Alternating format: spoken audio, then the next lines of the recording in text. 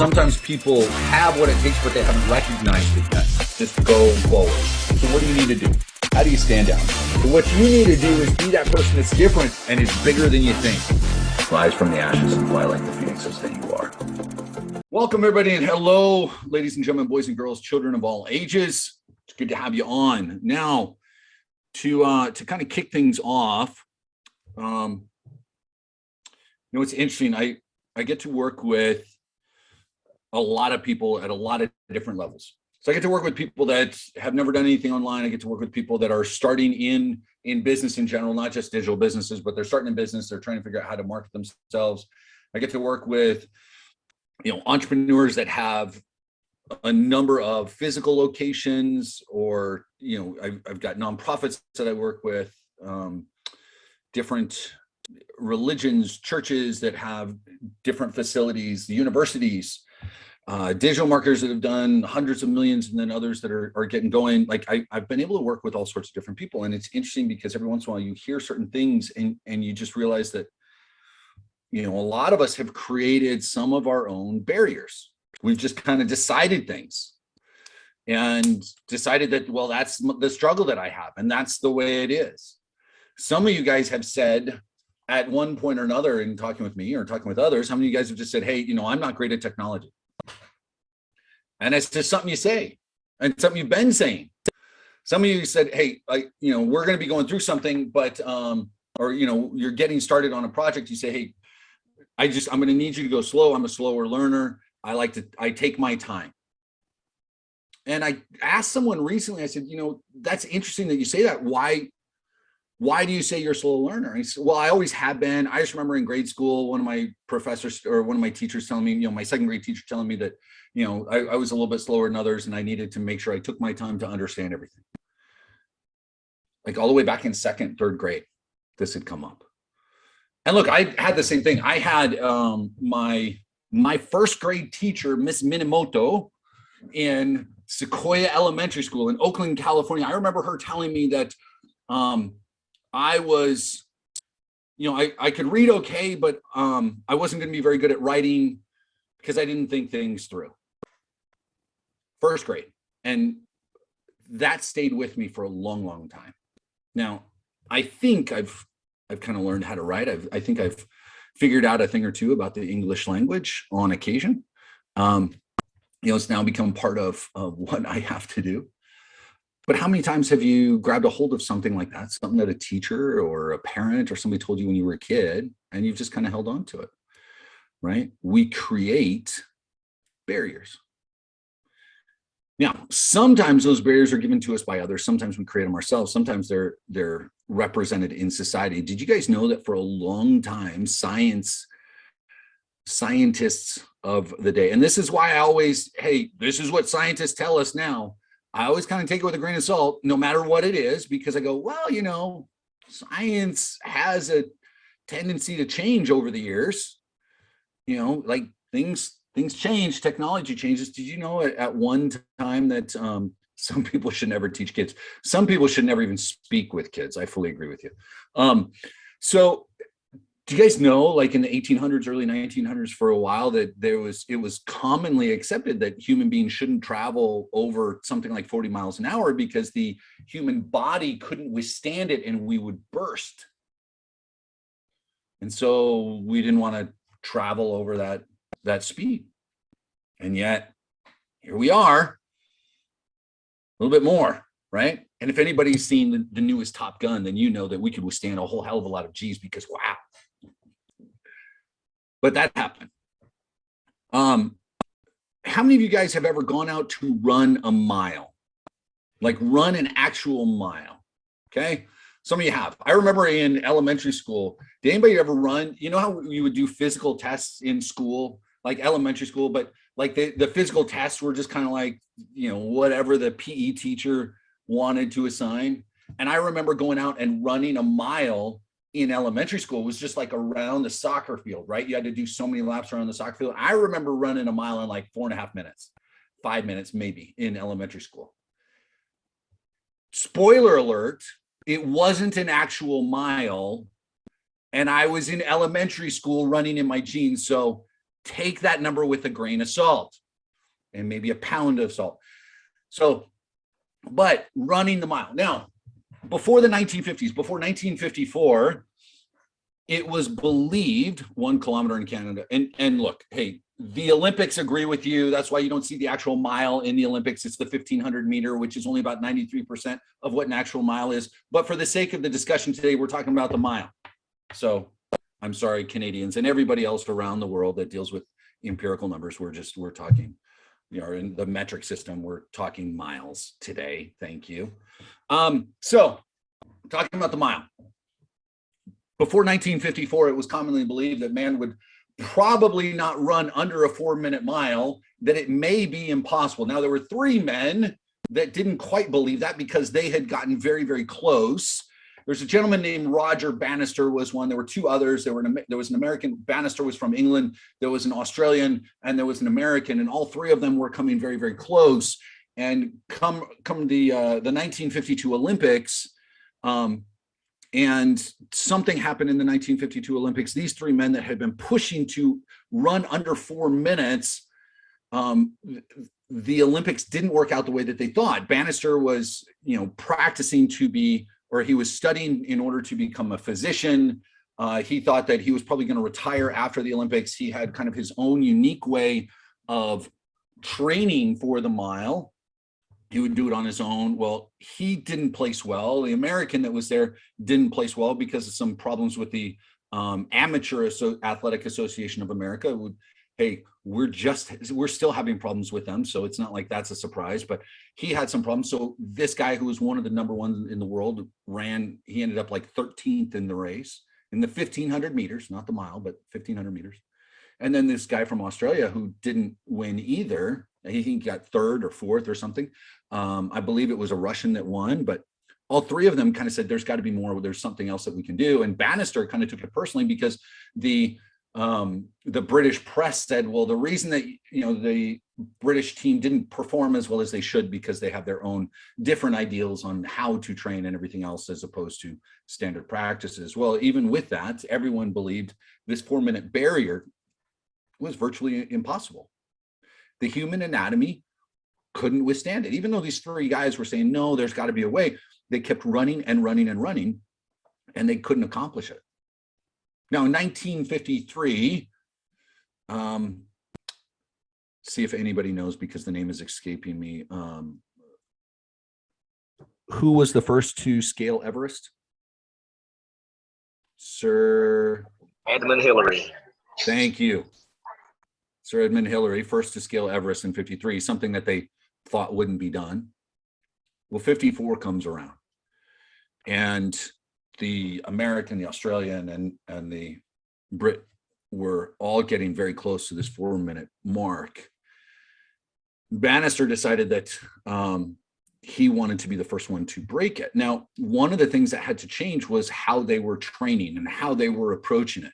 Because at the time, it was very much thought that when you were in the off season, you didn't push yourself because the human body needed a significant amount of time to recuperate from a racing season. And so they would go sometimes months without training, months and months, right? They wouldn't push themselves. Now, the Russian that had won the 52 Olympics said that, no, that wasn't correct. And he was running consistently and pushing himself. And he would give himself time to recuperate, but he was running year round. So he was training much, much more. The minds of people started to shift. Well, Bannister came around and, in 1954 decided to race. And as he was rounding, the first lap, he had pace setters. I don't know if you guys have ever seen someone when they're trying to go after a record, when it's not in the Olympics, a lot of times they'll have in these meets, they'll have someone that runs the first lap and maybe the second or the third to pace them through, like they push that first pace, right? So that the top runners aren't necessarily the guys wiping themselves out, they're pushing themselves behind this pace setter. Well, the pace setter for the first lap, Bannister was right on his tail and he said, go, like he kind of yelled at him, like, let's go. So he did, he pushed it and they completed that first lap in 57 seconds. And the second lap, and he's rolling along. And by the end of the third lap, they're right at that point. And he knew, like they called out the time, he knew he had to finish that last lap in about 59 seconds in order for him to get under 4 minutes. And he ran And it's so interesting if you watch and you listen at the very end of the race, he said something along the lines of he leapt at the tape as a man has to when he's jumping out of the jaws of, mediocrity, something along those lines. It's a great quote. Bannister's more well-spoken than I am. And obviously when he said this, he had some time to think and write it out. It wasn't like he just said it off the cuff at the end of the race, but everybody's waiting with bated breath for the time. Here we are, 1954. People have been running this for years and years and years, and no one had ever beaten it. Well, the announcer takes his time. You imagine everybody in the stadium waiting for this. And instead of just calling out the time, this is what he says. Ladies and gentlemen, here is the result of event 9, the 1 mile. First, number 41, R.G. Bannister, Amateur Athletic Association, and formerly of Exeter and Merton Colleges, Oxford, with a time which is a new meeting and track record, and which, subject to ratification, will be a new English native, British national, all-comers, European, British Empire, and world record. The time was, you imagine, has anyone watched American Idol? Like when Ryan Seacrest is like, and the winner is, will be announced right after the next commercial break, right? Like this is what everybody's listening for. But then he says, and the time was 3, and all he said was that, and the crowd erupted because they knew it had been under the 4 minutes. Now he ran it in 3 minutes, 59.4 seconds, but he broke it. And it was less than 46 days later when someone else broke it. And within the year, 2 others had broken it. In ensuing years, many others have come along and broken the record. Now, what's changed? Human anatomy hasn't changed in the last 50 years, not anything significantly. Training has changed and conditions have changed and tracks are better and everything else. But for thousands of years, no one had run under this 4-minute mile. And here Roger Bannister does it. And all of a sudden something changes and mentally people go, okay, that's possible. It's interesting. If you go look this up, we'll look up Roger Bannister, the 4-minute mile. There's a great training by Les Brown. A lot of you guys have heard of Les Brown, an amazing speaker. Here's why I always say, sometimes I throw out some statistics on these calls, guys. The point of this is to help you learn and grow and build yourselves and build your mindset and change your mindset so that you can be kind of like that. So in that training, Les Brown goes, since then, 20,000 people have run under a 4-minute mile. No, it's actually about 1,600, which is what, 14 times less than what Les Brown says. So always do your own statistic. Go look stuff up. If I throw out a number, do a little research for yourself. I try and give you proper information, but still 1,600 people have run under a 4-minute mile since then. There's actually been someone that's run 2 miles in under 8 minutes. And yeah, it was just, training changed and conditions have changed some, but the mindset was the biggest thing because they knew someone had done it. Someone else had done it. Guys, what's your 4-minute mile? What is it that you've been telling yourself or society's been telling you for a long, long time that you can't do it, that you're holding on to and going, well, I would, but I can't. Do you guys know, you may or may not, but a little over 1 million people complete a marathon every year. 1.1 million people complete a marathon every single year. Did you know in 2019 to 2020, over 2.2 million brand new millionaires were crowned here in the United States? More than double the amount of people that went out and ran a marathon became millionaires. If you go and you look at the statistics from the National Marathon Associated Runners Association, something along those lines, they say something along the lines of just over 1% of the population of the United States has run a marathon. Meanwhile, about 8% of the population are millionaires. So you're 8 times more likely, at least here in the United States, and look, this plays true across most of the world, guys, but you're 8 times more likely to become a millionaire than you are to run a marathon. Now, the problem is that the odds of me ever running a marathon are pretty damn low. So what I need to look at is something else. The whole point of this is, what's your 4-minute mile? What's your marathon? What is it that's keeping you back? What is the bullshit excuse that you've told yourself over and over and over about, I'm a slow learner, I'm not good with technology, you know, I've struggled with money, it hasn't worked for me, I just don't know, on and on and on. What is it that you keep putting in front of yourself as opposed to changing? If you don't think your mindset matters, then you're fooling yourself. And that's it. And if you think that people that are successful don't pay attention to what's coming out of their mind, if you think it's only a matter of having the right vehicle in place, the system, et cetera, if you think that's the only thing, then you're missing out. So yes, during the challenge right now, we're in the midst of a challenge. Some of you guys are brand new to this, so I'm going to talk about this every day for the next 90, 85 plus 90 days or whatever. We're in the midst of a challenge where I'm pushing you to try and better yourself in at least 5 different categories: your body, mind, spirit, soul, and your business, your finances, your relationships, something along those lines. Give yourself a couple of challenges, a couple of tasks to go out and do every single day to better yourself. Pick something that you've struggled with and get out and get it done. Make it happen.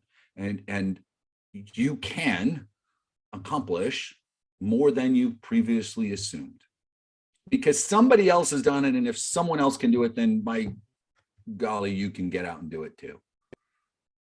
So find a way to make that work. And on that note, go out, figure out what your 4-minute mile is. Sit down today, think about that, and then rewrite your own history books. Sometimes people have what it takes, but they haven't recognized it yet. Go forward. So what do you need to do? How do you stand out? What you need to do is be that person that's different and is bigger than you think. Rise from the ashes and fly like the phoenixes that you